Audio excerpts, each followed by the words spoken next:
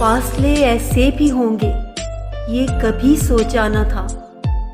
सामने बैठा था मेरे और वो मेरा न था।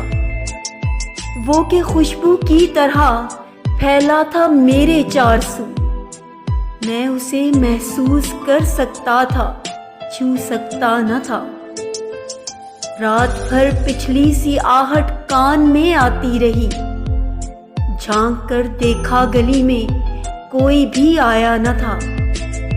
मैं तेरी सूरत लिए सारे जमाने में फिरा, सारी दुनिया में, मगर कोई तेरे जैसा न था।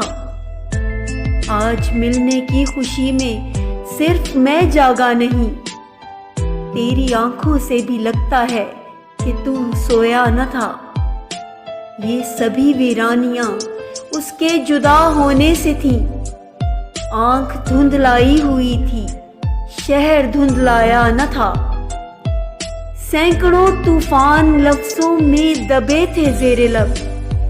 एक पत्थर था खामोशी का कि जो हटता न था। याद करके और भी तकलीफ होती थी अदीम।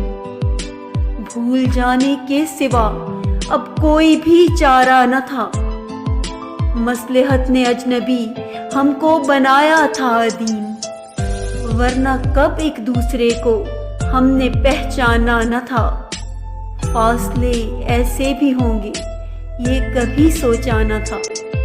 सामने बैठा था मेरे और वो मेरा न था।